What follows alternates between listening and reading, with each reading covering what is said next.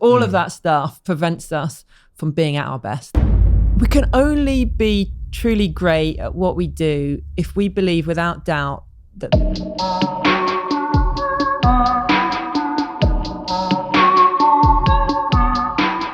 My guest today is an 11-time European and world champion in her field, Anna Hemmings. She has a remarkable story. Not only is she this incredible elite athlete, not only did she get to the Olympics twice, but she's undergone some of the most incredible, mind-bending adversity to get there. She's now a coach, she's now an entrepreneur, she's now an incredible businesswoman, and she has a remarkable story to tell you. She's also a mother and a wife and all of these things. And she's really incredibly self-analytical and self-aware. And as her journey unfolded and as she rose to the top of her career, she got news which all athletes must consider to be the worst news in the world. I'm so excited for you to listen to this conversation. You're going to get a tremendous amount of value. And I'll be honest, as a host, you ask the questions, but in this conversation, I had more realizations than pretty much any conversation I've had with a guest before. Without further ado, you can see I'm excited. My name is Stephen Bartlett, and this is the Diary of a CEO. I hope nobody is listening, but if you are, then please keep this to yourself.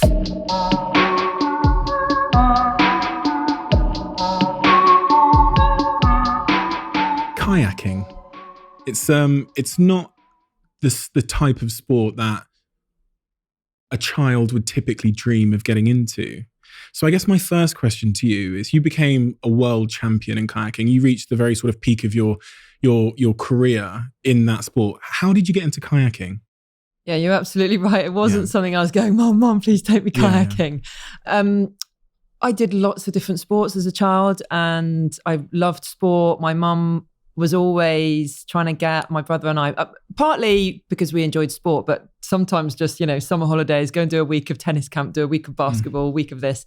And it was just something that we tried. I loved being on the river. The Thames in the summer is gorgeous, right? It's pretty miserable right now. But in the summer, it's lovely. But also the club was competitive. It was Elmbridge Canoe Club, and it was probably one of the best clubs in the country at the time. So this is late 80s. And they were all about racing. They were all about competing. They were all about, working your way up to the national championships, getting on the Great Britain team, going to the world championships, making the Olympics. That was their mission. It was to produce racing athletes.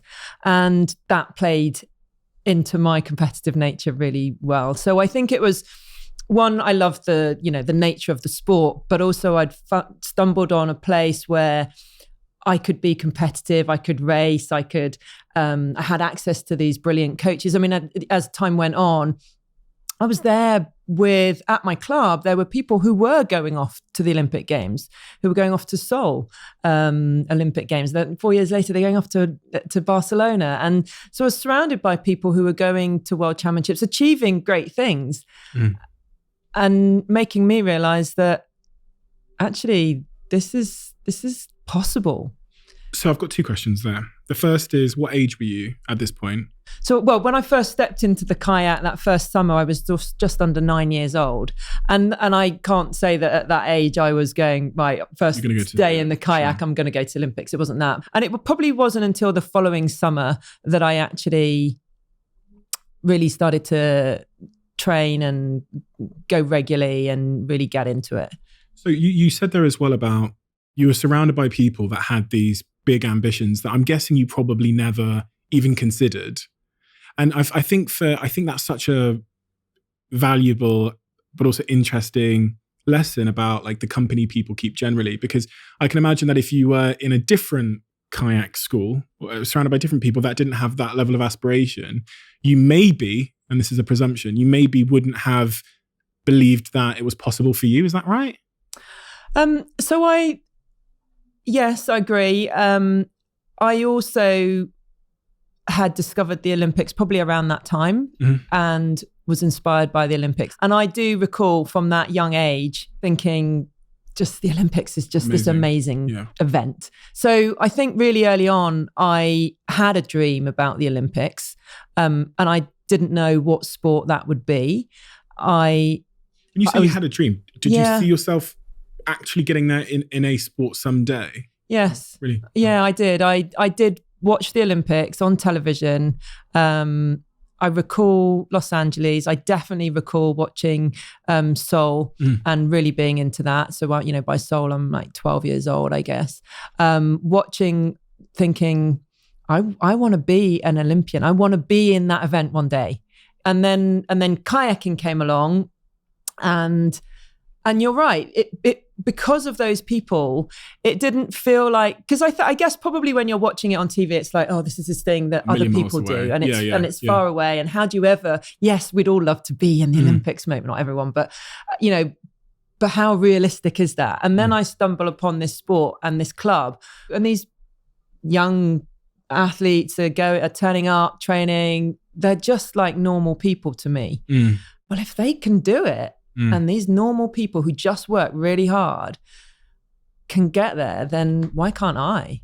I'm so fascinated by it. And you probably saw me being very inquisitive, because I'm in my head, I'm trying to understand how, what the factors were that came together that took you to the Olympics. And like, I think in all of our journeys, we can attribute some level of like coincidence and luck to various stages. And I think one of the moments of like luck from what you've said is like being around the right people to some degree, because I think especially lately in my life, I've really been able to look back and say, do you know what, if I hung around with a different group of people, if I didn't have, you know, a mum that was like this, or I didn't have those 5 friends, I probably wouldn't have believed that. I find it really interesting you say the word normal people, because I think we all view ourselves, especially when we're younger, as like normal people. And we think that normal, when you look at the TV and as you say, like, you don't think normal people can do that stuff on there. And at some point, someone like bridged the gap and was like, oh, by the way, normal people do that. And I think that's a moment that I had in my life, which I found really interesting from what you've described there. This like the thing where the third wall shatters and you realize that all of your icons and like the people you love are also just like you. Yeah.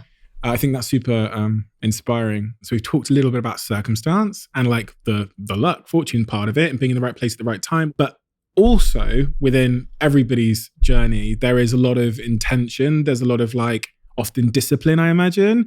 What are the things about you that maybe the few defining things that maybe other people don't have? I always have to be careful with this question because no one wants to blow their own trumpet. But I'm like, why you? Like, why you and not someone else? We've talked about circumstance, but what are the things that you, within your character, got you there versus everyone else who might have quit or not tried as hard or wasn't as competitive or whatever? Yeah, it's difficult. I definitely worked hard, and lots of people work hard, right? And I worked really, really hard. And I think one thing that made me even more determined was that, so as I mentioned already, when people think of a kayaker, they often think of someone quite tall. Yeah, they often think of a rower, right? And they're different sports, but most people think rower and they think super tall, big. And I am a little bit small, not typically the typical size for a kayaker. So generally a little bit taller, broader shoulders. What height are you? I'm 5'6". 5'6", we understand. And I was told regularly too small. My coach actually, the club coach, who was also the Great Britain team coach, came up to me at a certain point when I was really into the sport and said, I just don't think you're ever going to be big enough or strong enough to ever be a great kayaker. Knowing that I was really wanting to be a great kayaker, but also knowing that I did some other sports and was kind of going, maybe you should go and do those, because I know I just don't want you to put all your heart into this and not succeed. How did that feel? Devastating, right? This is the sport that I'm fallen in love with. I'm about 12 years old. So at this stage, I am training quite regularly. I've already been to the national championships. I've got my sights set on being in the Great Britain junior team. Devastating. But I think because of that, I just went, well, I'm just going to keep going. I'm going to keep trying. I don't care what you've said. I don't care. This is what I want to do. I'm going to give it a go. And I love it. And I think I'm doing okay at it right now. And I'm just going to keep trying. What that did for me was made me work harder to prove that actually, because I was told specifically, you're not big enough, you're not strong enough. And yeah, I can't change my height, but I can become stronger. And when I was at the peak of my career, I was the strongest girl in the gym in the Great Britain team. I've got to admit, I saw the photos. I was bench pressing 100 kilos. Yeah, you were strong. And I was determined that no one's going to tell me I'm not strong enough, because I can't change how tall I am, but I can change how strong I am. Why did it matter though? Why did it matter to be successful to you at this? Good question. Because I think about that moment where someone tells you you're going to fail, whatever. We've all had that moment. I think every successful person's had that moment. And people typically go one of two ways. They'll either go, oh, forget this then, chuck it in, or whatever. Or they'll have the adverse effect. I almost don't know anybody that sits in the middle. You either get you get some kind of insecurity, which takes you either one way, which either means that I'm going to triple down and become obsessive, or I'm going to avoid this at all costs. And I tend to think that people who this really, really, really intrinsically matters to, for whatever reason, are the ones that go the positive way and use it as motivation. Yeah, definitely. I loved winning. Why? I loved the joy of. I loved winning, but I also loved improvement, and I loved getting better. Quite often, I was told, so in kayaking, there's singles, doubles, fours, K1, K2, K4. And I was always told, not big enough, not strong enough, but also definitely not big enough or strong enough to be in a K4. Mm-hmm. Definitely not big enough to be in any of the crew boats. K2, K4, you need to be big and strong for those boats. And I probably shouldn't say this, but they used to, it felt to me, define big and strong as fat. Right. And if you were, so I was skin and bones. I was really skinny, and so I didn't look strong. But they thought someone who looked chunky, had a big backside, was strong. Okay. And I'm like, no, that just because they're big doesn't mean they're going to be faster they're going to be more valuable in that boat than me. So do you think you were underestimated unfairly? Yeah, I do. And that, so winning world championships in a K2, getting to Olympic Games in a doubles was very satisfying for me. Whenever I was able to prove that actually you don't have to be what you're describing as this kind of shape. That's not what makes someone fast and useful in a kayak, in a double kayak or in a four. Mm-hmm. So that used to annoy me. I saw you talk about, one of the things mentioned when I was doing a little bit of research on you is this idea of healthy conflict in teams. Could you explain, because I've never heard of the term. I could guess what it means, but I'd love you to explain what healthy conflict is in terms of teams. And so in a team, it starts with trust. If we don't have trust in a team, then we can't have healthy conflict. And healthy conflict is healthy debate. So this is about being able to know that all of the people in the team have the same objective, the same, we're all got the same goal. We're trying to achieve the same thing. And you put forward an idea and I disagree with that idea. But if we don't have trust in the team and you're the boss, then I'm not going to put my hand up and say, I disagree. I don't think we should do it like that. I think we should do it like this. I think that this is the way we should go. I think we need to go down this route. We won't have that argument, and an argument, debate, conflict, whatever you want to call it, if there's not enough trust in the team, if you think that you're going to be shot down, if you think you're not going to be listened to. And then the problem with that is that we then walk out of the room. And you've probably been in meetings, right? Where people all sit in the room and they all nod and go, yeah, brilliant. Yeah, we're all going to do that. And then they walk out of the room and they go, you got another thing coming if you think I'm going to do that. And they do that because they haven't had their say. They haven't been able to disagree and back and forth with their ideas and have that debate. Even if your idea isn't gone with, they at least want to feel like I've had my say and I've had my opportunity to put forward my thoughts and my opinion and my suggestion. But actually, at the end of the day, this is the best idea for the team. Then fine, let's go with that. But at least I've had my opportunity to speak up. And you talk about, that sounds very sort of analogous to relationships as well. Because I think, romantic relationships, right? People get a little bit peeved if they don't feel like they're being heard and had a chance to express themselves. And also when they have that, when they do express themselves, quite often it's perceived as in the name of being right or winning versus in the name of progress or solving the problem. It's like me and you versus each other versus me and you versus the problem, right?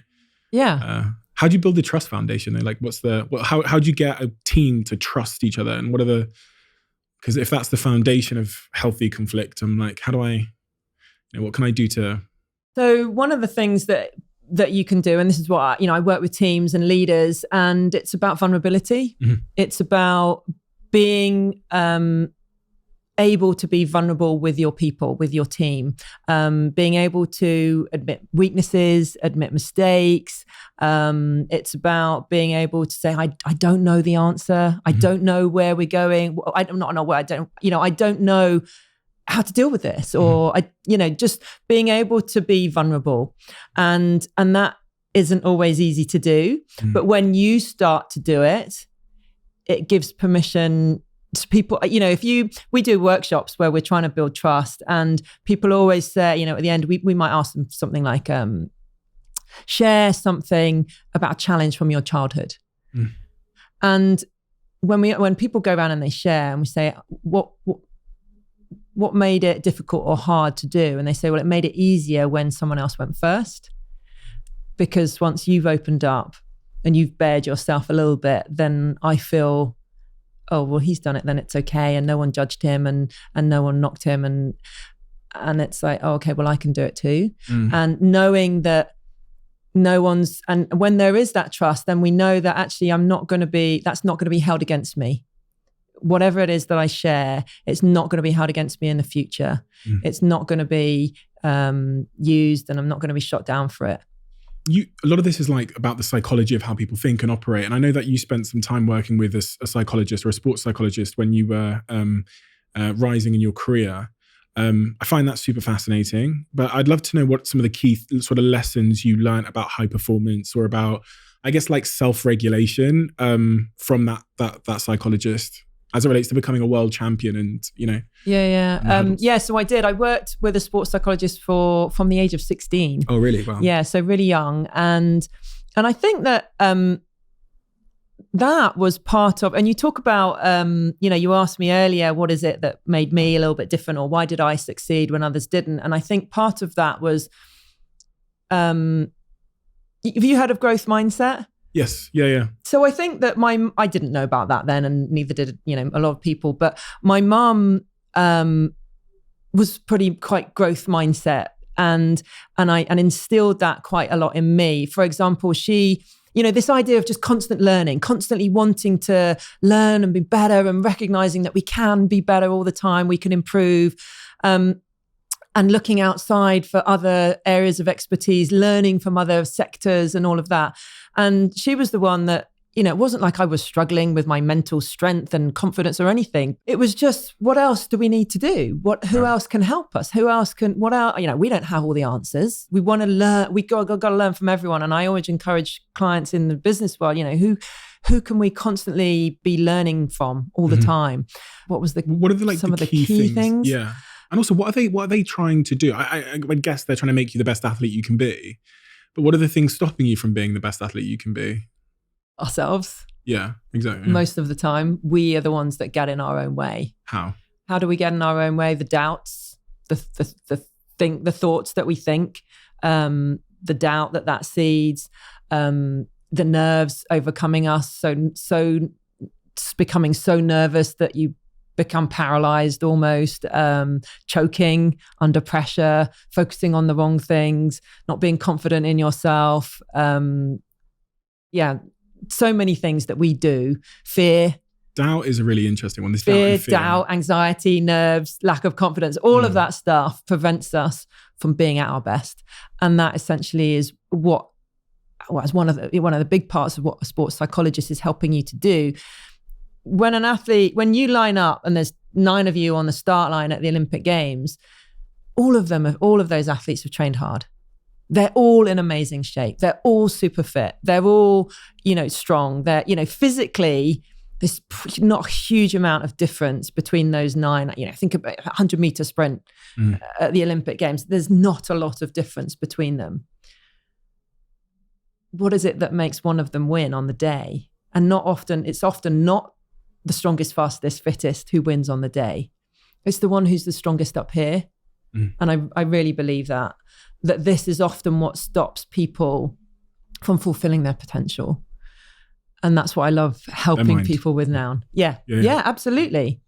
Their mental game is what stops people from being the best they can be. Of all the things that we do in our minds, you talked about fear, doubt, anxieties, all these kinds of things. Fear and doubt, like lack of self-belief, not believing that you can, or those things. That's probably one of the most common sort of mental games that holds us back or limits us from our full potential. How does one go about overcoming their own limiting beliefs about themselves? Like they think, okay, well, no, I can't do that. Everybody thinks they can't do everything, it seems, these days. Like, I don't know why. Maybe it's just because of what I do for a living, but I'm just surrounded by an audience of people that have real limiting beliefs. And I wonder why, but I also wonder how you help them overcome their own limiting beliefs. Big question. It's a huge question. How do we overcome our limiting beliefs? It's actually something that I work on a lot with when I'm coaching clients. Identifying beliefs that so we would start probably with what are some of those limiting beliefs and start to unpick how are those beliefs, how are they serving. I wouldn't be interested in necessarily where they've come from. Mm-hmm. I would be interested in how are they serving us right now and how are they not serving us, because sometimes we're believing them because they're serving us for a purpose, they're helping us in some way, but more often than not, those beliefs won't be serving us. So starting to unpick that, almost like what are the pros and cons of having this belief here right now that I can't achieve this, or that one of my limiting beliefs was that I'm not very good at sales. I run a training consultancy, I have to find clients and so what's a more helpful belief, and starting to unpick what would be a better way of seeing this, what are my strengths, and what would be a new belief that would serve me better. I think in some point in your journey, you probably not at one particular moment, but gradually I imagine you started to build evidence within yourself that you could be a great kayaker. And I imagine that was over a long period of time, probably. There wasn't one day where you woke up and thought, fuck, I'm good, right? Yeah, exactly. And I think that is a big part of where we get our confidence from, is like our past experiences, yeah? So whenever we do something, we start to build a bank of memories. And when we're at the next situation that is similar, we can choose to draw on the bank of negative experiences where we cocked it up, or we can choose to draw on the bank of positive experiences where we succeeded and we did it really well. And the trick is if we're not conscious about it, chances are we might pick the experience of when we failed. And then that's when we start to regurgitate all those thoughts and feelings of embarrassment and anxiety and nerves, and that doesn't help us. And that's that probably would then hinder performance. Absolutely. It perpetuates the doubt and because you're reminding yourself of, remember last time when you did it, you cocked it up and you messed up and you did but then this. You then cock it up because you're thinking like and then you cock it up because and we think in images. Yeah. And so when you think of something that you messed up, you're seeing yourself doing it, right? You're imagining it in your mind right here and now. And so the trick is to consciously recall the positive experience, the past successes. And if there's nothing in the bank exactly of that experience, there's chances are there's something similar. There's always something similar.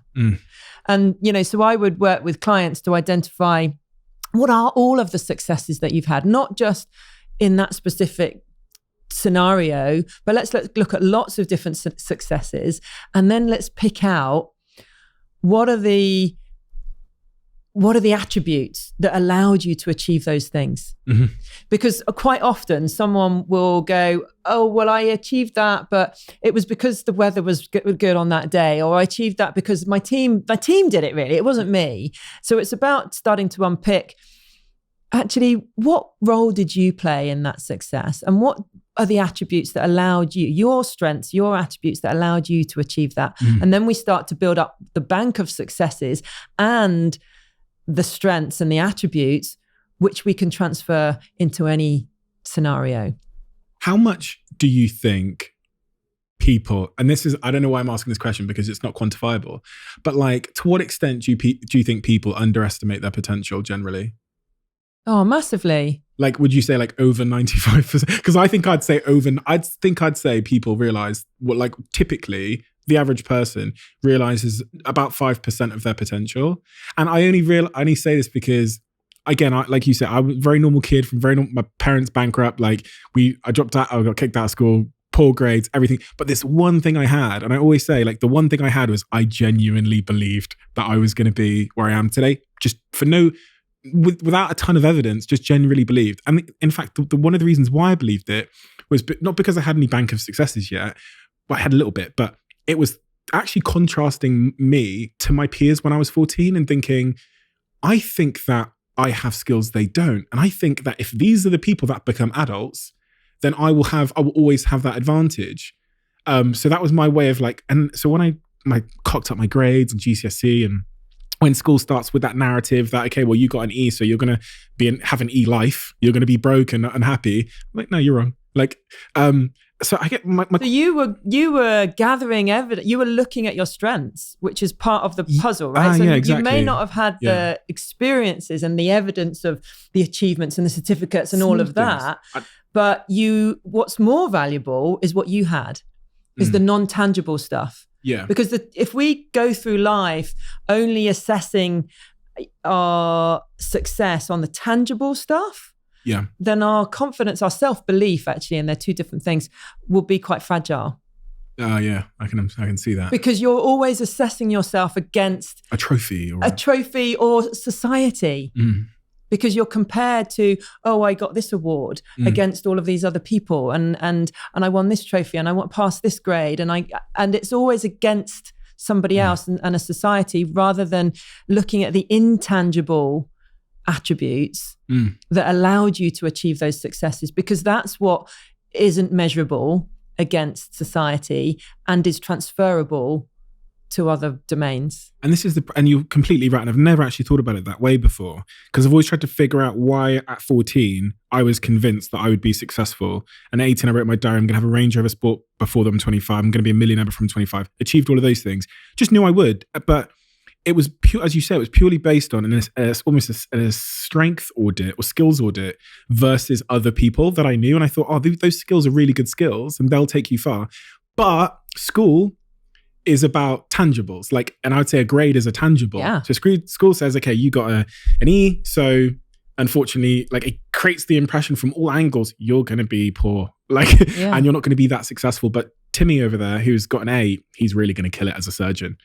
You know, and I think, so how you make it alive out of that system and still with your, self-esteem and self-belief intact is remarkable. But I think that what you had is better than the certificate.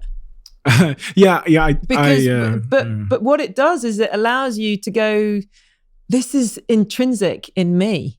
No one can take it. No one can take that away. And my self-worth isn't based on a certificate and a trophy and an award. How do you give people that? Well, so you work on identifying those strengths. Right, what are those strengths? We do this all the time. We work with clients on what are those strengths and where's the evidence of those strengths. And when they start to see the evidence of those strengths, well, so I'm working with a client, and, so one of your strengths is being an authentic leader. One of your strengths is building relationships. Well, where's the evidence of that? Look at all these people. What do you do about weaknesses, though? So would you highlight their weaknesses?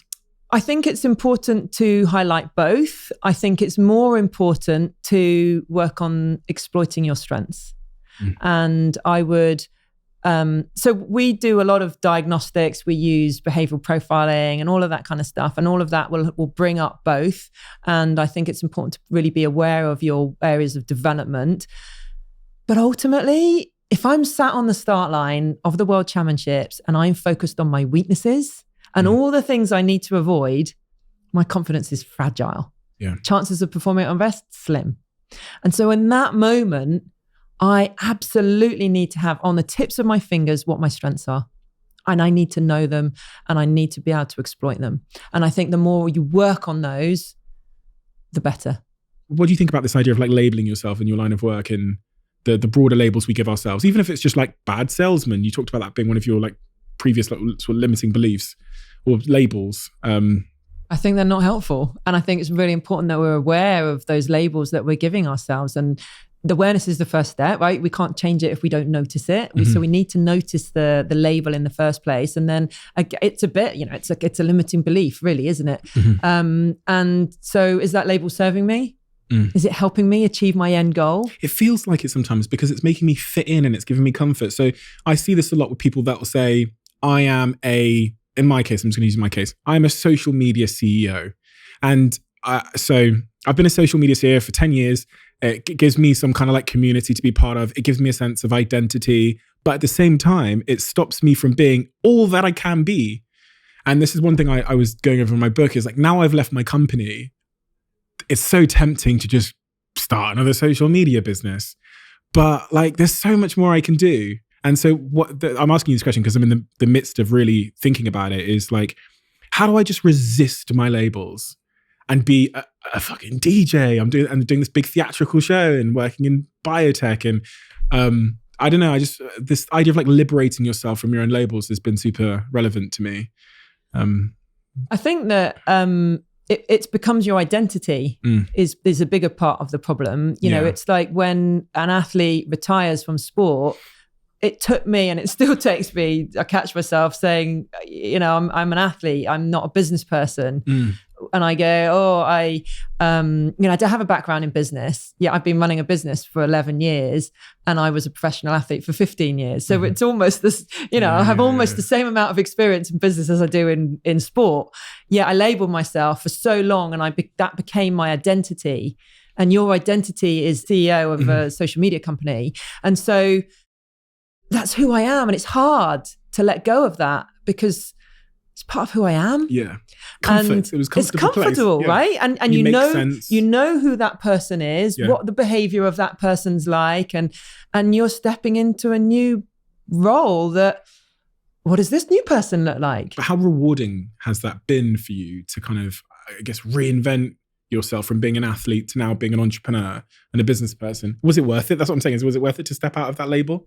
Yeah, totally. And we should all have multiple careers. Yeah. And I think as time, as we're living longer and longer, we all will have multiple careers. And I think we need to find the courage to step into new careers all the time and reinvent and just recognize that there's so many skills that we can transfer from that other career label identity and bring into the next one.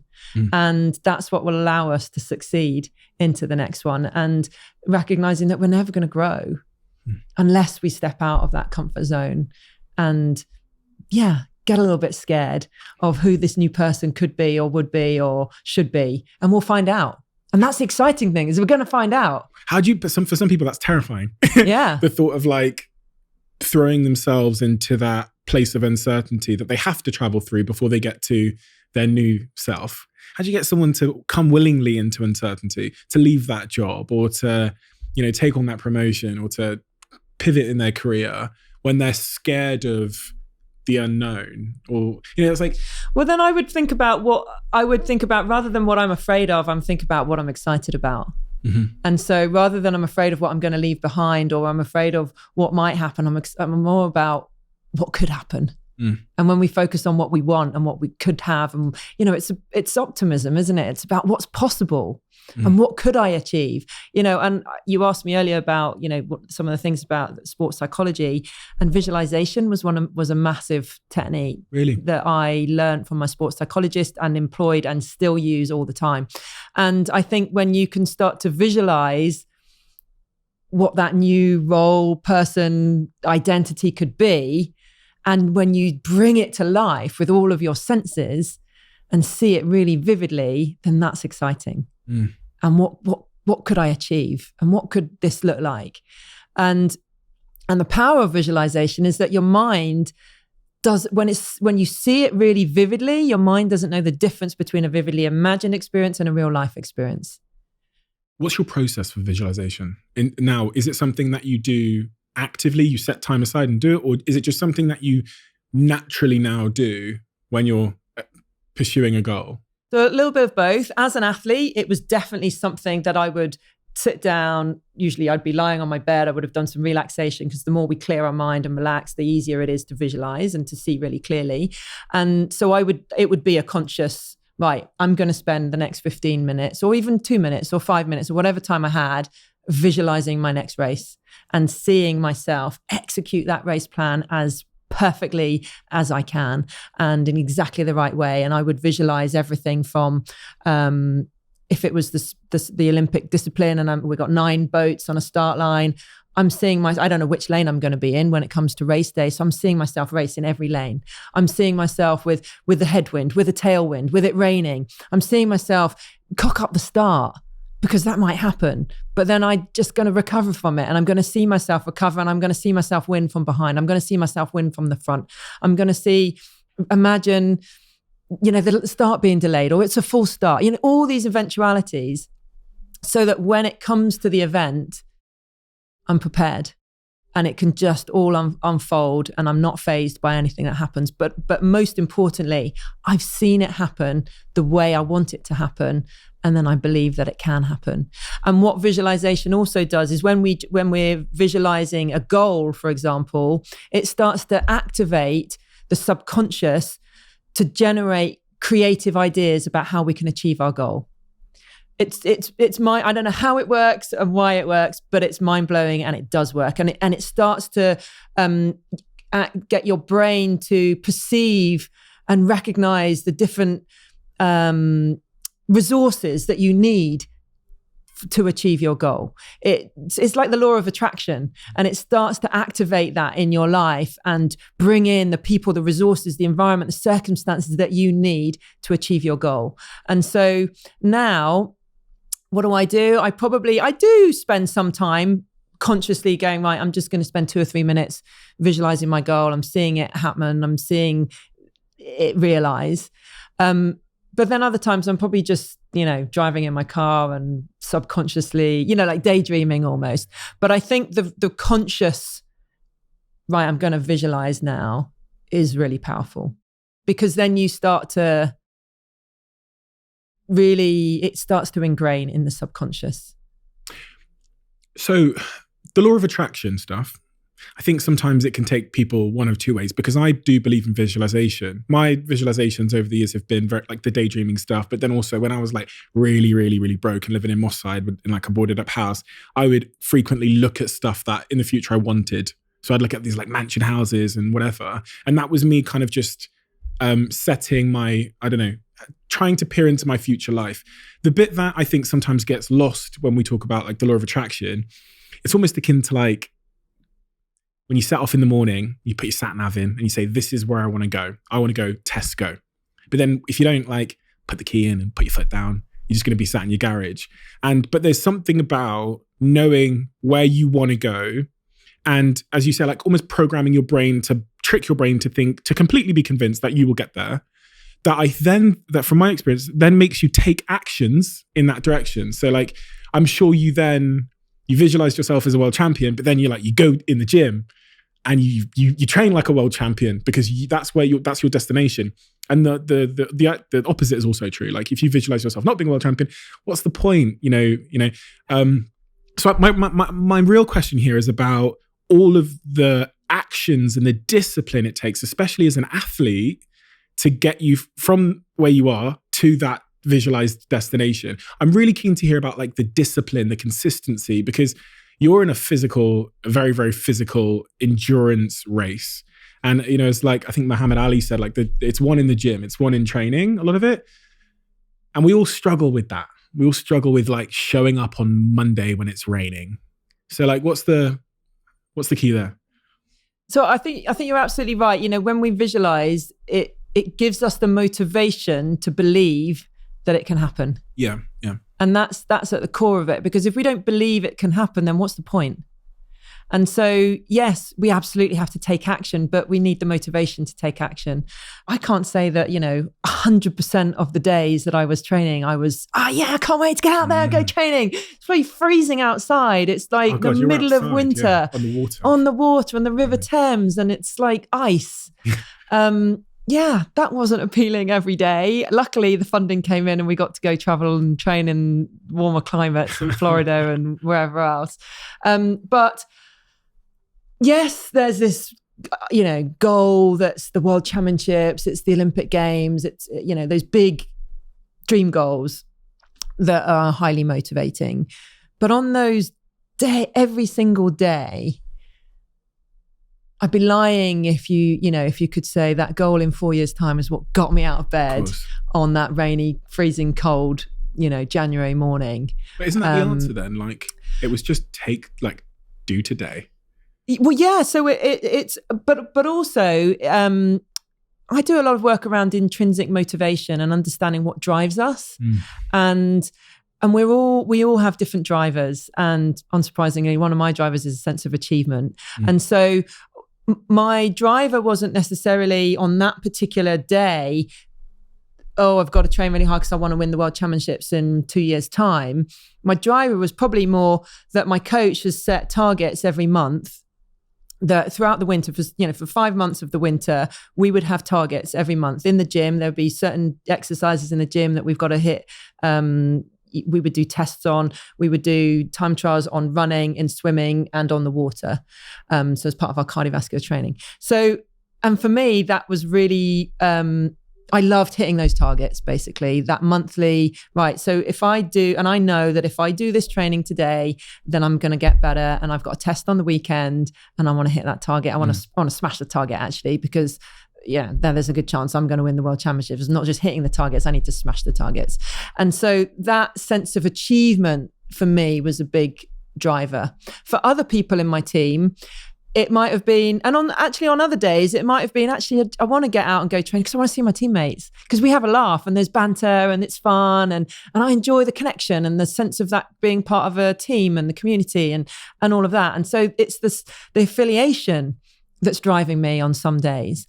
But for others, I can think of some of the girls in my team, actually a sense of recognition was a big driver. So needing that, today, you worked really hard. You really put everything into that session, like hearing that from the coach, or, look how far you've come, or look what the progress you've made, so everyone. And so when a coach can tap into that, knowing what is it that's going to get you out of bed today, that's when we start to get the best out of people, or the best out of ourselves. And so, when I work with leaders, it's about what motivates and drives me intrinsically, not just the carrot and the pay slip and the promotion and, and all of that. That's the external stuff, which isn't very sustainable. We need to know what drives us as individuals, but also what drives our team, and tap into both of those and start to ask, what is it that, am I getting that every day? And if I'm not, how can I get that from work? What is it that I need to get? And also really interesting, if you're a leader of a business and you're working with a team, are my drivers influencing how I operate with others in my team? So if my driver is a sense of achievement, but your driver is to make a meaningful contribution, and I'm pushing you, go, no, we need to win this, and we need to get the next pitch. And you're like, no, I just want to really help these people.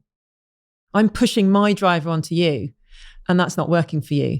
So it's really important to be aware of what my driver is and know that it's not the same as yours. Chances are. Yeah, that's a really good point. And I think I've probably, as someone that probably values a sense of achievement and forward motion and progress above all else at times, when I'm trying to motivate people, especially like friends, I'm trying to sell them on the value of achievement when they're probably just not asked about that particular thing. Yeah. I don't need to win. Yeah. I just want to. That doesn't matter to me. I want to feel ownership of this piece of work. Yeah. Actually, that's what's really important to me. And how do you find out what someone's drivers or motivations or intrinsic motivations are? Is there a system or like a test or? Yeah. So there's some brilliant work from a chap called Dean Spitzer, and he talks about super motivation and this idea that there isn't, there's intrinsic and there's extrinsic motivation. So what we use a diagnostic actually when I work with clients, and it forces you to pick, because we all want maybe some recognition or some achievement, or to feel like we're making a contribution, or to be with people, all of these, but it really forces you to identify what really is your big driver. So I use that. But I think when you talk to people, you can start to the more you get to know someone and you ask them questions and you see the way they operate, and you see them light up when they get certain feedback or when they're doing certain pieces of work. So we can start to get a feel for that just when we get to know people. I asked you there about that like discipline and consistency and what gets you up every day on like a rainy Tuesday or whatever.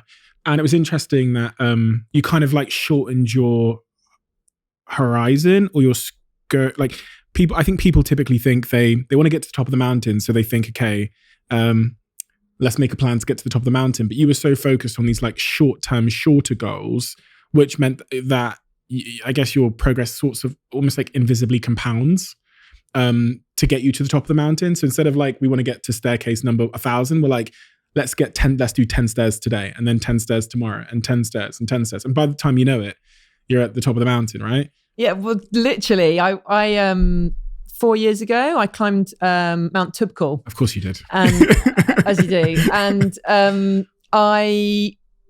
we went where there was probably 10 of us in the group. One of the girls that was on the group was a friend of mine, and she had, I don't know why she joined the group, but she had a fear of heights. Oh God. And we're climbing a mountain, and it was fine for the first day and a half because it's just like a windy road. The morning of the summit, it's literally, we feel like we're going up a steep mountain, and there's boulders, and she literally she's so scared of heights, and she's like, Anna, I can't do it. And eventually I was like, Julia, you just need to focus. What her biggest fear actually was also getting down. Okay. Looking down and thinking, shit, how I might get, but how the heck am I going to get back down? Because that looks really scary, and it's slippery, and there's scree, so the ground is loose. And I'm like, don't even think about that. Right now, all you need to do is take one step at a time, 1 meter at a time. That's all I want you to focus on. And 1 meter and 1 meter and 1 meter, and we'll figure out the rest. And you might not even get to the top. Who knows? You might not. We might stop. But just do 1 meter at a time. And then we'll figure out the down bit, and we'll take it 1 step at a time on the way down. Because that's all we can do, right? In that moment is take 1 step at a time. And it's the same, whether it's a goal to achieve, X turnover in a business, or this many sales, or whatever the business is, or whatever walk of life. Yes, we need to know the end goal, but actually we just need to focus on the process. Because the summit looks scary, but 1 meter doesn't look scary. Exactly. And if you just do 1 meter at a time. And also, whether it's the fear, or, oh my God, it's so far away, we've got another 4 hours to go. It might be, whatever it is. Well, actually, let's just do the next 5 minutes. And let's see if that is feasible, because it probably is, right? Can I do one? Yeah. Can you take this next step? Yeah, I can definitely take that next step. Okay. Can you take the next one? Can I take the next one? And that feels really feasible. You mentioned earlier at the very beginning of this conversation, getting news, I think when you were about 24, 25, that you had an illness called chronic fatigue syndrome. I'm now going to be incredibly naive and narrow-minded. When you read chronic fatigue syndrome, you think tiredness. That's what you think, right? But I know it's a lot more crippling than that. And I know that it's a lot more devastating than that, especially for an athlete. Talk me through finding out you had this disorder, but also what it meant for your career and how it changed things. Huel, this week, tons of you, hundreds of you have tagged me on Instagram and on LinkedIn and on Facebook as well with your Huel pictures. Some of you are trying Huel for the first time, and it's so wonderful to see because, as you know, I'm a very big advocate of Huel, not only because they sponsor this podcast, but because I've used Huel for the last 3.5 years to make myself nutritionally complete at times when my career put a lot of pressure on me to speak on stage or to travel or to do business. So I'm a huge advocate of Huel. For you guys watching this podcast on YouTube, you'll remember last week that I said I was going to take off my top and show you the results that I've seen for Huel. What I'm going to do is I'm going to do 2 things. The first thing is I'm going to show you my before and after from March until about September time, right? So here's my before and after. And also, I mentioned in a previous episode that I've got a friend who's been a hooligan for the last 2 years as well. He was a friend that really struggled with food and had what one would class as an eating disorder. And he went from being a little bit chunky to having 6-pack abs. I'm also going to take his top off so you guys can see that. If you're looking at your diet and seeing that you're a little bit nutritionally deficient in any way, and you do want to give it a try, let me know how you get on. DM me on Instagram, tag me on Instagram so I can share the photo, but let me know how you get on. I'm going to tell you a secret. For the past 5 years, while building Social Chain into a 700-person global social media powerhouse, I've been using a service that I've never really mentioned. Some of you might know that service. It's called Fiverr, Fiverr. It's my little secret. If I've ever had a project where I've needed affordable, skilled freelancers to help me, whether it's building a social media application that made my company £3 million, or just a video I needed editing, or help making a logo or making a website, I've used Fiverr. Now that my secret's out the bag, here's what I'm going to do for you. If there's a freelance service you need or a project you need help with, a logo, a website, a voiceover, a video you need made, anything at all, go to fiverr.com/CEO. I'll put the link in the description. That's fiverr.com/CEO. Message me the service you want from the website, and every single week I'll personally send you the credit to your Fiverr account so that you can get that project done. Thank you to Fiverr for the sponsorship and for supporting entrepreneurs and freelancers around the world. I'm looking forward to all of your messages. Talk me through finding out you had this disorder, but also what it meant for your career and how it changed things. So yeah, I, like you say, was 25, 26 when I was diagnosed with chronic fatigue syndrome. And yes, it's more than just fatigue. It's not just I'm tired today. Mm-hmm. It's being devoid of energy, exhausted, almost on a permanent basis. It also for me included muscle pain to the point where muscle ache to the point where it was painful, to the point where I couldn't stand in the shower and hold my hands up here to wash my hair for more than 10 seconds because it was too painful. Some people have symptoms. I didn't get this so much, but sort of, like can't concentrate, can't focus, brain fog. Some people are actually bedridden. Some people are actually in a wheelchair. Luckily, I wasn't as bad as that, but I was bad to the point where, I couldn't be in my kayak paddling for more than 10 minutes at a very light, gentle walk type pace. Having gone from winning world championships for 2.5 hours at a very high pace to can't hold my hands up here. I was literally 2 months earlier able to rattle off 100 press ups in one go, and then can't hold my hands up here for more than 10 seconds. So that's the physical element, and that's only the physical element. But the mental and emotional battle was just as challenging because you can't see it. So it's not, I got frustrated to the point where I actually wished that my skin was covered in spots so that people could see that there was something wrong with me and could understand that I was going through something, that I was in pain, that I was, unwell, but I looked fine. So I got diagnosed with the illness in 2003, beginning of the season, it was like April. And then, so following year is coming up to the Olympics, 2004. So I'm training for the Olympics or wanting to be training. So 6 months later, it was only 6 months later that they actually diagnosed it, because it takes 6 months for them to eliminate everything else and go, oh, this is fatigue that's been going on for more than 6 months. Therefore, you have chronic fatigue syndrome.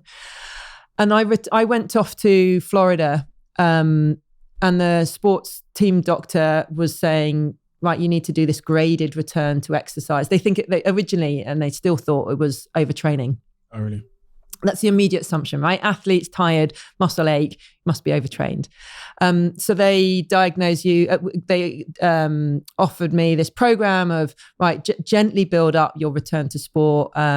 So start with 10 minutes at a heart rate of 115, I can't remember, and then 15 minutes at 115, and then 20 minutes and 30 minutes. And when you can get to 40 minutes, then we can go up to 120 heart rate, and so on and so on. And so I went out, my training group and my coach were all in Florida. So I went out to Florida to train, and I just couldn't get past 20 minutes. And so I went to see a doctor in Florida, and the doctor, he ran some blood tests, and basically, like, I still looked like an athlete. I'm still I'm muscly, I'm fit, I'm lean, I'm in Florida, I've got a tan. And he basically looked at me and said, well, we've run all the blood tests. There's nothing coming up. There doesn't appear to be anything wrong with you. You look really fit and well. I think you're fine. And so this frustration of, I can't see it, and therefore there must be nothing wrong. It's mental health, right? People who are suffering with depression or anxiety or whatever it is, we can't see it. And so we don't know it and we don't understand it. And so the mental and emotional battle was really challenging. And even people in my sport not understanding what's wrong with Anna. Oh, she can't cope with it anymore, or she's too lazy to train, or whatever they're saying, all these things. And that's hard. How did it make you feel? So in the beginning, frustrated, devastated, confused, sad, lonely, so many different things. And frustrated because also we didn't really know what it was. And the doctors are saying it's overtraining. And actually, when I reflect on the previous 2 years, I'd had episodes of fatigue, which I now know were episodes of that same illness, but that only lasted for 2 weeks or 3 weeks or 6 weeks. And I would stop training, or I'd really cut back on training, and then I'd be able to come back and I'd be fine again. And so I only know that it was, I knew in my heart when I went to see the team doctor that one day, and I remember it, that it wasn't overtraining, because for 6 months I had been doing less training than everyone else in my group. I can't be overtrained. I'm doing less than everyone else, because we were so conscious of this, oh, Anna's overtraining, that it was not overtraining. And the doctor's like, oh, you've overtrained. And I was like, Jesus. And then that was it. I didn't train again for 18 months. And I after working with the team doctor, I went to other doctors. I tried conventional medicine. I tried alternative therapies, and nothing was working. And that was the hardest part as well, was that, one, you can't really tell me what's wrong with me, and two, you can't tell me how to deal with this. And then, I went to see one doctor, and he said, basically, there's no cure, there's no treatment, and don't think you're ever going to get back in a kayak. You might get back in a kayak, but you're never going to race at that highest level. You won't race again. So that was a pretty big moment. He said that to you? Yeah. And how was that to hear? Yeah, just like, this is my, this is my identity. This is who I am. This is my life. This is my career. I still have ambitions left to fulfill. And I don't want something like this to end my career. I want to end it on my terms, when I choose that I'm done. And so, yeah, that summer, watching the Olympic Games on the telly in Athens, it was devastating. But I guess I always believed that I would find a way. I was like, there has to be a solution to this. There has to be a way out. And I guess that I'm a very optimistic person, and very much a possibilitarian. I call it that. I don't know if that's a word. Optimist. But believing that it's possible. Yeah. That there is a way out. There has to be a way out. And I guess I didn't know whether there was, but I had to believe that there was. Mm-hmm. And I had to believe that I would get out of this, and that I would find a way back, and that I would get back to training and racing one day. Otherwise, what did I have? Not that my life would be over if I couldn't paddle, but just that belief, I think, is what kept me going in that time. And eventually, to cut a long story short, I did find a treatment for the illness, and I did recover, and I did get back. But it wasn't an easy journey. Before we get onto what the treatment was and your recovery, do they know what's happening to you, like physiologically, when you have that disorder? Do they know what's causing your The problem is that there are many different schools of thought. Okay. And it depends who you talk to, and it depends which doctor, and what clinical or study, or what study you read, or... Which one do you believe? I believe, based on the treatment that I did, which was a treatment called reverse therapy. And it was founded by a chap called Dr. John Eaton. And it was quite a new therapy when I did it back in 2005-4. And essentially, the symptoms are like alarm bells going off in your body. So these symptoms, the pain, the fatigue, the exhaustion, the can't focus, any of the symptoms that you're experiencing are alarm bells, and your body's way of telling you that there are things going on in your life that your body doesn't like, whether that be pressures, stresses, relationships, environment, emotions, all sorts of things that are triggering these symptoms and these alarm bells. And basically, if you don't listen to the alarm bells, they'll get louder and louder and louder, to the point where eventually they just go, right, done. You're just not going to move now. You're not going to, until you listen up. How loud do I need to get before you're going to listen? And for me, it was to the point where I couldn't train. When I can't train, now I'm going to listen up, because now it's really bad. And now I need to pay attention. And so I'm not particularly articulate at explaining what's going on physiologically, but that's my interpretation of how the symptoms arrive and how you deal, and then what I did. So the treatment that I did is about identifying what are those triggers, what are those things that that your body and mind are saying I don't like. What were they?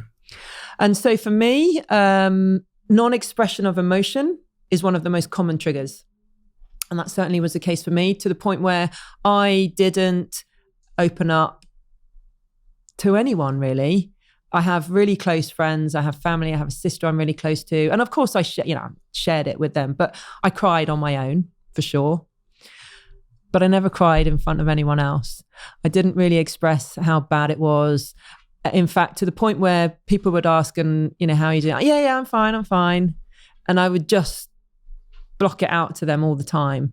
And that was just making it worse. And actually, when I started one of the biggest and most powerful steps that I took was opening up to people, to the people closest to me, sharing what I was experiencing with them, allowing them to see my struggle and my vulnerability and let them help me.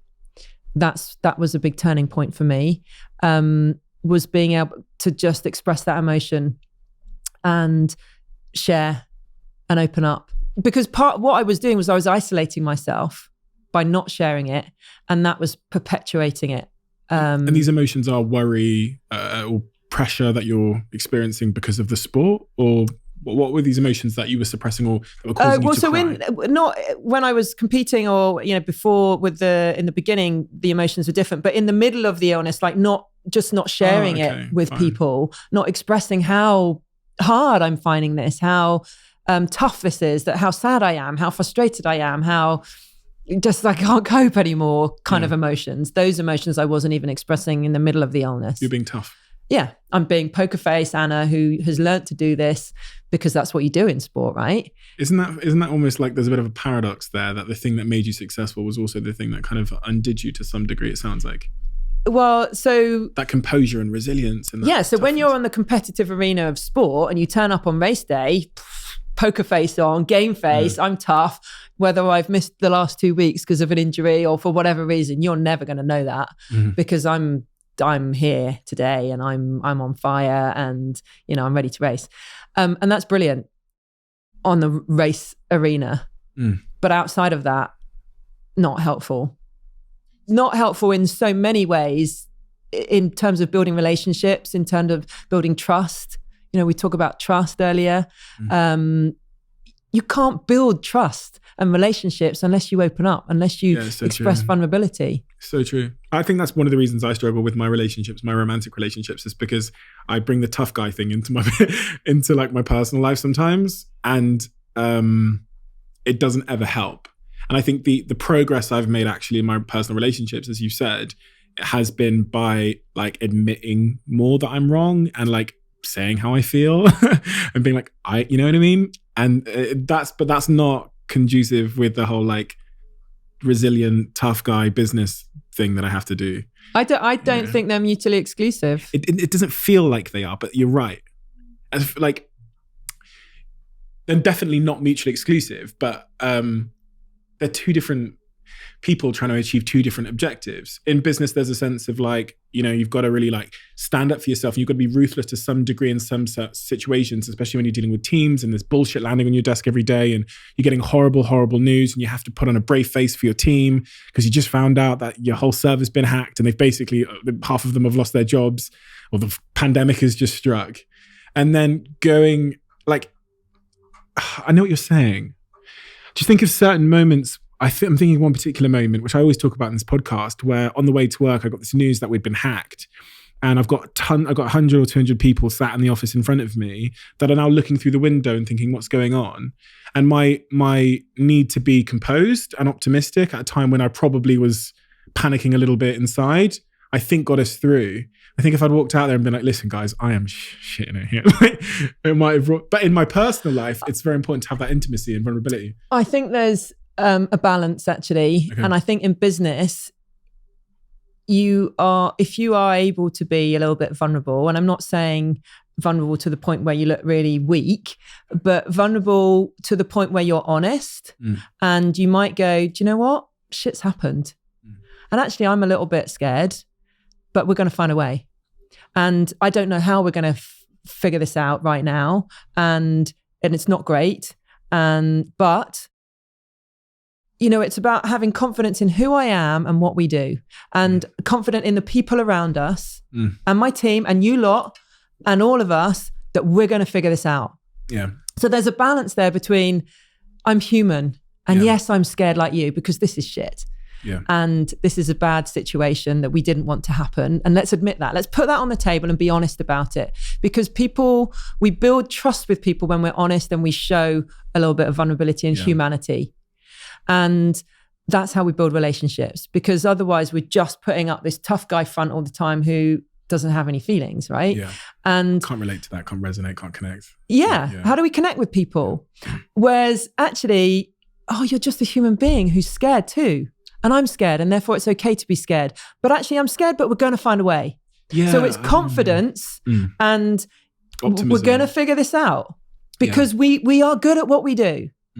Our definition when we do our resilient leader workshops is a resilient leader has confidence in who they are and what they do, and understands their areas of strength and their areas of development, and finds a way to bounce back and create opportunities.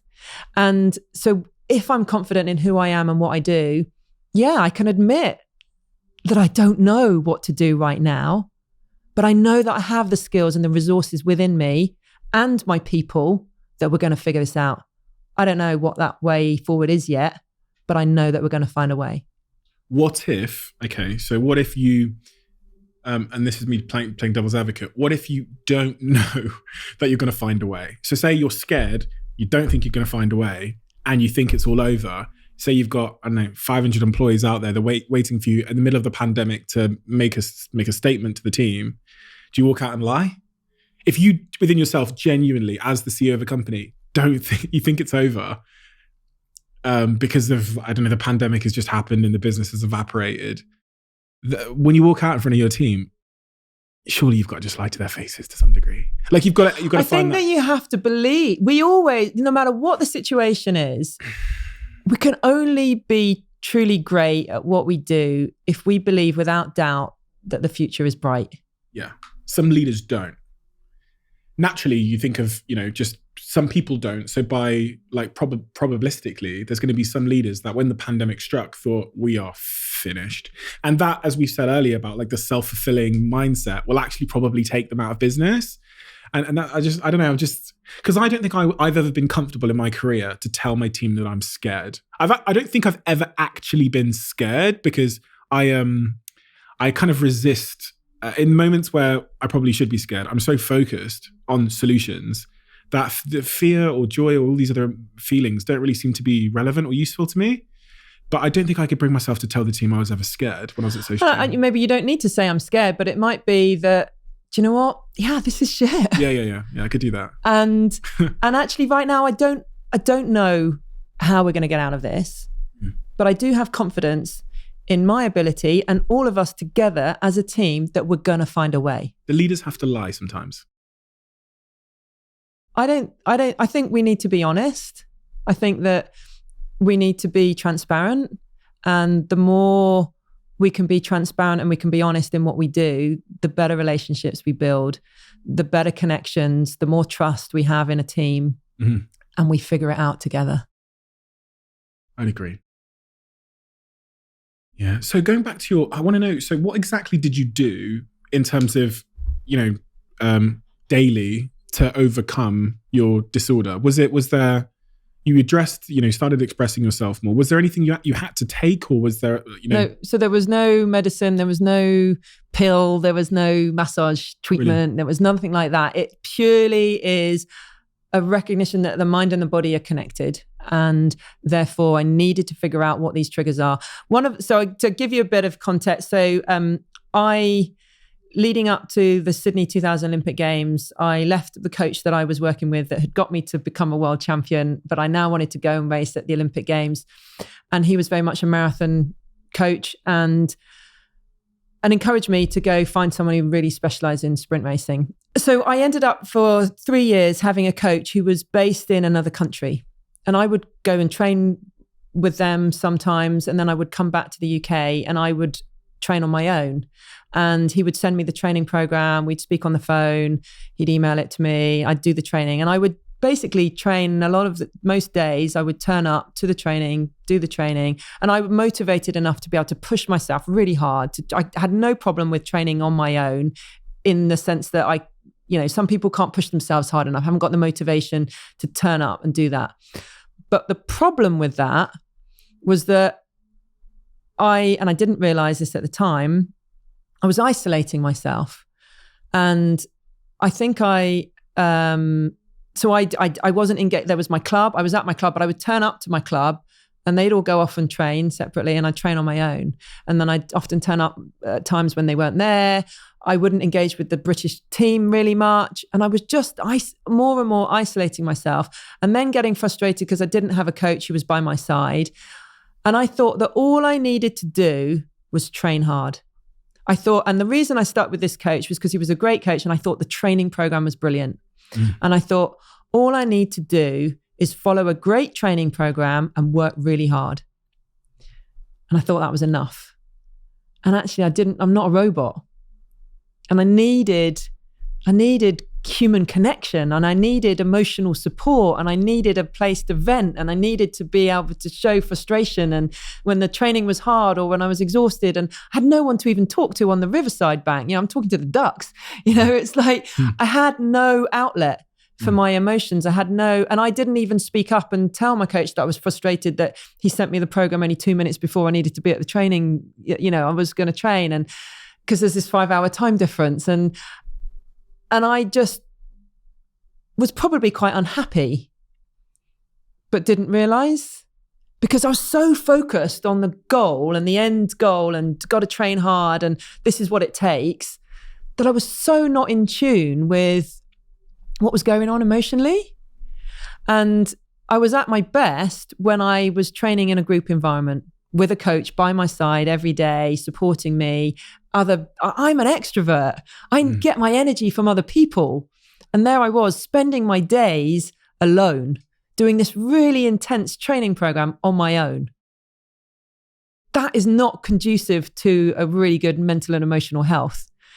And so it was really clear that wasn't sustainable. And that was why I had these periods of, 3 weeks falling apart, and I'd have to stop. And then when I'd get back to an environment that I was happy in, it was all good, and I would train hard and I'd be amazing and I'm full of energy and I had my best year. And then I would change and the environment would change. And so my environment and the people around me and my emotional happiness was some of the things that I needed to get a grip on. It's so fascinating that people really underestimate the value of human connection, but also the environment we're operating in, like hugely. I had a conversation with a friend, and he'll be listening to this podcast because he's never ever missed one. He was working at my old company's social chain for many years, and he's gone freelance. And he was talking a little bit about feeling a bit burnt out. He came to my house and he was saying, I feel a bit burnt out. I'm lacking motivation in the mornings and things like that. And when I was a freelancer before I started the company and had 700 people around me all day, I just couldn't find the motivation to go to my laptop and send the emails. But the minute I was in that environment where we had this kind of shared goal and I had feedback and community, my motivation was higher than anyone's in the world. But I don't think people appreciate enough the importance of the environment and the community that you're operating in. And I think there's a certain thing which people don't talk about, which I've talked about in this podcast a couple of weeks ago, which was this idea of like freelance depression. And even like you're seeing it with the world now, everyone working remotely, having to get up and like, now you're realizing what your job actually is. Because before it could have been like seeing Susanna and hearing about her weekend and engaging with the office dogs and this and the sense of community. You've kind of conflated them with your tasks at work. And now it's just your tasks. Now you're waking up and on a computer looking at your to-do list. And so I think freelance depression, and it's almost what you've described there, is this like in a lack of fulfillment because you've lost what was a huge part of what made this pleasurable, enjoyable, but also your support network. Yeah. And that's why, we talked earlier about motivation and what gets you up in the morning and actually going in to hear about Susan's weekend or, to see your friends and the connection and the buzz from the atmosphere. And that might be what gets you to work, not the task that I've got to do, but actually the people I'm going to hang out with and that environment. And we need to understand what is that environment that we thrive in. And I think people are realizing that over the last 12 months, and especially the extroverts have found this really hard. And if you live on your own and you're not able to go into work. You're a speaker, you speak around the world and stuff, and you love speaking, but the minute it becomes just speaking to a laptop over Zoom to 100 people, you realize that maybe it wasn't just the speaking that I enjoed, right? Yeah, exactly. I don't just enjoy hearing my own voice. I enjoy the telling connection. my story over and over again. I love the connection that I get and the feedback and the, I can't even hear people laugh at my jokes that I think are supposed to be funny. I don't even know if they landed or not. And when you meet the people afterwards and you go and engage with them and how are you going to apply this and what are you going to put into action and all of that stuff, that's the energy that I get when I go and do my work. And that's missing right now. And you're getting it a bit, but not in the same way. And I remember actually one of the very first things I did with my sports psychologist, he got me to do, I think it was like a Myers-Briggs type assessment, identifying what kind of personality type I was. And I was a stable extrovert. And I don't know what he ever really did with that information, but looking back now, that's such useful information. So if someone had known that and they could see that I was training every day on my own, without support, without people to feed off, that's where I get my energy. Of course I was losing energy and tired. I wasn't getting... Your body was sending you a message. I'm like, I need people to get energy and I'm not surrounded by people. That's just one example of one of the triggers. But, so it was about finding out, what do I need to thrive? It's fascinating. We had Johanna Hari, who wrote the book called Lost Connections, on this podcast. His book is behind me, one of my favorite books of all time. He's coming back. His whole book is about the 9 real reasons for anxiety and depression. And to kind of conclude it in a very sort of narrow way, he talks about these feelings we get of loneliness and lack of motivation and anxiety and depression. When you look at all the studies, and he was someone that was depressed and given the pills and, they said, oh, you're broken, chemical imbalance. When you look at the studies, it's almost indisputable that much of it these days is because of social factors and our lack of human connection. They've got examples where they've given a guy in Uruguay a goat who was depressed. And because he's got now that connection with an animal, his symptoms of depression almost evaporated. But the lives we live in 2021, between 4 white walls. If we want food, we press an app. If we want, to see our parents, it's through a piece of glass. And we're living alone in these industrialized cities. It's actually completely against our innate human programming. And he says, one of the things he says, which I've written in my book as well, is about how these feelings are our calling to get back to being more human. It's like your body calling, like loneliness is this calling, like get back to your tribe. You know what I mean? And it sounds like woo-woo wow-wow bullshit. Because it's like, well, loneliness isn't the thing. But what you've just described there is quite literally something that's happened in your mind, having a real substantial, almost devastating and crippling impact on your body and health. The thought that your mind can disable your body is terrifying on one hand, but also kind of like a really powerful, important, But if you think about many illnesses, ailments from... getting quite often people will get a headache when they're stressed. People will get a migraine when at the end of a stressful period. People will get sick. I got sick, So there are so many illnesses that can be considered as emotional, but manifest physically. Yeah, it's crazy. So it's not the first example. Yeah. And like your loneliness is my calling to get back. It's an alarm bell, right? You're feeling really lonely and it's a warning sign to you. It's a message to say you need to do something differently. In this example, get back to your tribe. And in the same way that my body, the alarm bells were, I'm going to make you so tired that you can't train. So then you're going to listen and you're going to figure out what it is that you need to do differently to get back to training in a really healthy way. And when I returned back to training, I was able to change lots of things about my environment, about the people I was with, about the pressures I put myself under, all of these things that I'd figured out. And then I trained harder than I had before because I was in a really healthy environment and place, and I was listening to my body and my mind. They call it mind body. And I was able to tune into that and go, every time I was anywhere near just not feeling quite right, I'd go, what's my mind body telling me right now? What is it that's going on that it doesn't like? What do I need to be aware of? And then I could thrive after that. It's a big shift in conventional thinking, because whenever someone exhibits physical illness, people say, oh, what tablet does this person need? What's the chemical? And that's why you'll get lots of different, if you research CFS, there's so many different schools of thought. Oh, it's a post-viral fatigue. It's, there's lots of, physiological explanations for it. And there's probably lots of, clinical research behind that suggests that it is. I don't know. But my experience was that something else. And that's all I can go by, really. And you came back to the sport, competing again, I'm guessing? Yeah, so I returned 2 years later and won the World Championships and European Championships in 2005, and then went on to win 2 more times after that and compete in Beijing 3 years later. Incredible. So now all of that's, that part of your career has ended very, very successfully, and you reached the real, you were the world champion multiple times. Looking forward at the career since then and into the future, what matters to you and what's getting you out of bed now and what's making you excited for life? I love helping others now, sharing, learning from my experiences in sport and taking those lessons and bringing them to other people, mostly in the business world, and developing people. I spent a lifetime with coaches who were developing me, or the athletes and the team.